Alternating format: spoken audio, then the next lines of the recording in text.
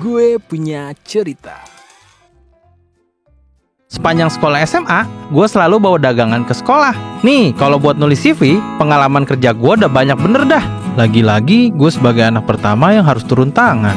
Peringatan, animasi ini dibuat dengan tujuan sharing pengalaman pribadi sang pengirim cerita. Dimohon untuk menghargai cerita tanpa menyudutkan beberapa pihak.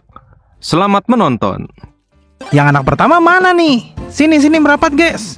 Hari ini gue bakal bawain kisah perjalanan dan keluh kesah sebagai anak pertama yang gak ada habisnya nih. Kenalin dulu dong, gue Roni, anak pertama dari 4 bersaudara. Asal dari Bogor dan usia gue sekarang... Nggak usah disebut lah ya, masih muda lah pokoknya. Jadi cerita ini bakal kita mulai di tahun 2013 awal, dimana usia gue saat itu masih 17 tahunan. FYI, adik gue ada 3. Yang pertama usianya nggak beda jauh sama gue. Kita cuma beda 2 tahun. Sebut aja namanya Edo. Adik gue yang kedua ini perempuan. Kita beda 6 tahun. Dan yang terakhir laki-laki. Kalau sama gue beda usianya 10 tahun. Sebut aja namanya Gio. Kita berasal dari keluarga yang biasa aja. Semuanya serba cukup. Alias dicukup-cukupin aja semua yang ada. Bokap gue sehari-harinya buka usaha bakso gerobak yang suka mangkal di perempatan atau kadang juga jalan keliling komplek. Bakso bokap gue ini lumayan dikenal enak sama orang-orang sekitar. Dan pelayanannya yang oke. Sayang aja beliau belum punya kesempatan untuk bisa buka kios sendiri. Yang mana nantinya ini akan jadi salah satu cita-cita kecil gue sepanjang gue tumbuh dewasa.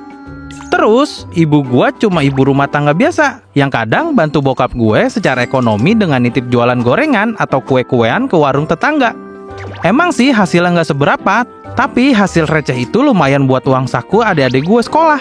Gue sendiri, sepanjang sekolah SMA, gue selalu bawa dagangan ke sekolah. Biasanya jajanan pagi kayak risol, nasi kuning gocengan, dan yang lainnya deh. Setiap pagi gue selalu bangun sebelum subuh buat bantuin nyokap, nyiapin dagangan dia, dan dagangan gue sendiri sebelum berangkat sekolah. Dari kecil, gue dibiasain buat selalu bantu urusan di rumah. Kayak jagain adik gue, bantu nyokap beberes rumah, bantu bokap benerin peralatan rumah tangga kalau ada yang perlu dibenerin. Apapun itu, pasti gue selalu terlibat. Nih, kalau buat nulis CV, pengalaman kerja gue udah banyak bener dah. Bejir! Tapi by the way, secara akademik, gue biasa aja. Malah bisa dibilang adik gue lebih pintar sekolahnya ketimbang gue. Sekali-kalinya pernah juara kelas juga cuma pas SMP dulu. Pas di SMA, nilai gue lewatin KKM aja udah syukur. Sampai suatu hari, bapak meninggal karena serangan jantung. Kejadian itu udah kayak petir yang nyamber ke rumah kita. Nyokap gue nangis bukan main, bahkan sampai lupa sama anak-anaknya. Lagi-lagi gue sebagai anak pertama yang harus turun tangan. Di tengah kesedihan gue yang baru kehilangan bokap, gue juga mesti ngumpulin adik-adik gue dan nenangin mereka. Bilang kalau bokap orang baik, makanya dipanggil lebih cepat sama Tuhan. Belum kelar gue bersedih, gue masih harus ngurus administrasi kematian, lapor ke RT setempat, dan mulai cari lahan buat ngubur bapak gue. Kalau lo pikir gue nggak ngangong, salah besar sih. Gue ngangong parah. Gue pusing banget di awal-awal kejadian. Tapi beruntungnya, Pak Ahmad tetangga gue sigap banget buat bantu gue ngurus ini itu. Dia ngasih tahu apa aja yang perlu gue lakuin. Hari itu, gue nggak tahu dapet tenaga dari mana sampai gue bisa ngelewatin semuanya. Nyokap masih syok. Dia sempat susah makan seminggu pertama. Banyak bengong, kadang nangis diem-diem di kamar sambil ngeliatin foto bokap gue. Dampaknya, adik gue jadi nggak keurus. Makan nggak ada yang nyiapin. Bahkan baju mereka juga nggak ada yang ngurusin. Ini kalau gue bisa resign jadi anak pertama, udah resign gue dari kapan tahu. Bejir lah. Demi Tuhan! Capek banget gue aslinya mah. Tapi kan kata bokap laki-laki sejati gak boleh gampang nyerah dan gak boleh nangis. Ini akal-akalan siapa sih? Laki-laki gak boleh nangis? Kan jadi repot gue. Gimana coba mau ngeluh? Oke, sorry guys. Intinya dari kejadian itu mental gue kena banget cuy. Diem-diem tiap hari pas lagi mandi gue nangis. Mikirin gimana caranya supaya bisa menyambung hidup. Karena mau gak mau sekarang gue satu-satunya kepala keluarga yang bisa diandalkan. Karena gue capek dan butuh tempat buat numpahin emosi, akhirnya gue mulai nulis jurnal harian. Semua kecapean gue tulis di situ. Ternyata buat gue nulis lumayan ngebantu ngeluarin penat. Kadang gue nulis cerpen atau nulis puisi. dan kirim ke media gitu biar dapet bayaran 100-200. Lumayan buat uang saku dan biaya makan sehari-hari. Sebulan setelah kepergian bokap, akhirnya nyokap gue pelan-pelan mulai bangkit. Beliau mulai ngelanjutin usaha bokap, yaitu jualan bakso. Kebetulan nyokap udah dari dulu nemenin bokap jualan. Jadi beliau udah tahu racikan rahasianya biar rasanya tetap sedep. Nyokap mau kagak mau pakai uang santunan melayat buat modal usaha sewa kios kecil deket rumah buat jualan bakso. Emang sih tempatnya masih kecil dan paling cuma bisa nampung 2-3 orang doang kalau makan di tempat. Tapi nggak apa-apa, kita merangkak pelan-pelan untuk bangkit. Anjay. Singkat cerita nih, jualan nyokap ternyata lumayan laku. Rasa dan harga disukai, bahkan sering banget yang beli tuh antri. Akhirnya penghasilan dari dagang bakso itu lumayan, bisa dipakai buat nyambung hidup dan biaya sekolah adik-adik gue. Sembari gue juga bantu jualan di sekolah dan kadang ngirim tulisan biar dibayar buat uang modal jualan gue sendiri.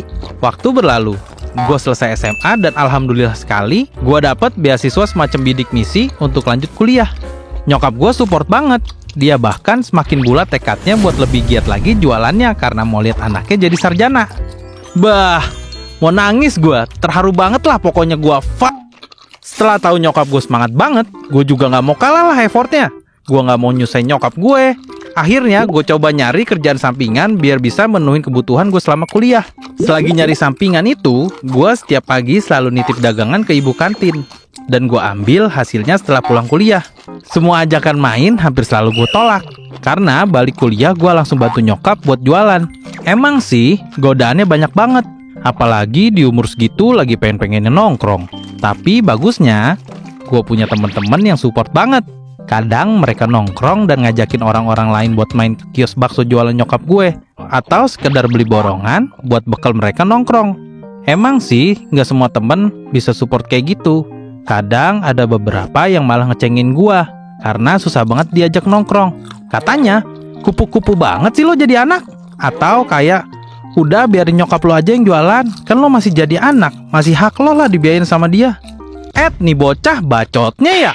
Yang begini nih, demen banget gue ajak ribut. Orang kayak gitu emang mestinya kita hajar aja, guys. Jangan. Ya udah, skip.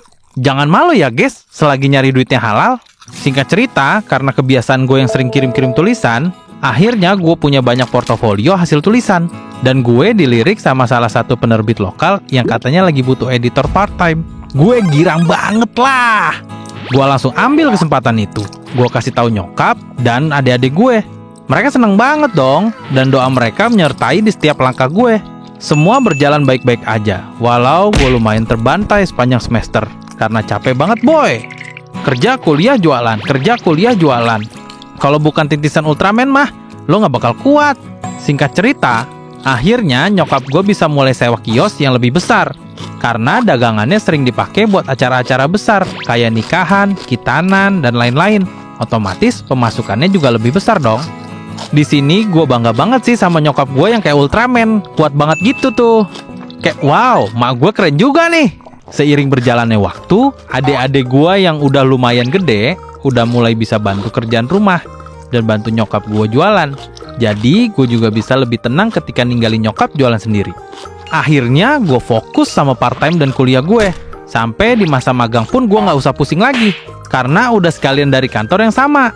Perusahaan tempat gue kerja puas sama hasil kerja gue. Sampai hari kelulusan gue pun tiba. Akhirnya gue sarjana coy. Di hari wisuda, nyokap gue nangis dan meluk gue erat banget. Dia terharu banget karena berhasil ngeliat anaknya jadi sarjana. Dia bilang, "Pak, iki loh anakmu wis jadi orang." Sambil nepuk-nepuk pundak gue. Beres wisuda, gue langsung nyari kerja ke tempat yang lebih besar dengan portofolio gue sebelumnya. Dan alhamdulillah, rezeki gue lancar banget guys. Asli dah, emang kalau nurut dan sayang sama emak tuh rezeki jadi lancar. Anjay. Gue keterima di salah satu penerbit di Jakarta. Emang sih gajinya UMR waktu pertama kali masuk. Tapi dengan gue yang ke Jakarta dan dapat penghasilan lebih besar, gue jadi bisa ngasih keluarga gue lebih besar juga. By the way, part-time gue zaman kuliah itu nggak mau dilepas. Akhirnya mau nggak mau, gue kerja di Jakarta sembari jadi part-time juga secara online. Bedanya part-time gue yang sekarang mah tinggal kurasi aja. Jadi lebih EZ ya guys. Anjay. Nyokap gue masih jualan sampai sekarang di kios yang sama. Bedanya, beliau udah jadi mandor sekarang. Karena yang jualin adik gue. Intinya dari kisah gue ini adalah, emang kadang perjalanan kehilangan itu sakitnya luar biasa. Tapi bukan berarti kita bisa berlarut-larut terlalu lama di kesedihan itu. Gua belajar dari nyokap gua buat bisa selalu kuat dan menjadi contoh yang baik buat adik-adik gua. Walaupun kadang kalau lagi mumet tuh rasanya kayak pengen jungkir balikin dunia. Tapi percaya aja kayak tagline Gojek, pasti ada jalan. Dah, buat teman-teman yang lagi berjuang, semangat terus. Pantang mundur selagi ada yang masih bisa disyukuri. Kita syukuri aja terus, pelan-pelan pasti bisa mencapai hidup yang lebih baik kok. Segitu aja cerita gua hari ini. Sehat selalu guys, semoga harinya Senin terus. Bye! Gimana ceritanya? Suka nggak? Kalau lu suka, jangan lupa subscribe ke channel kita ya. Bye!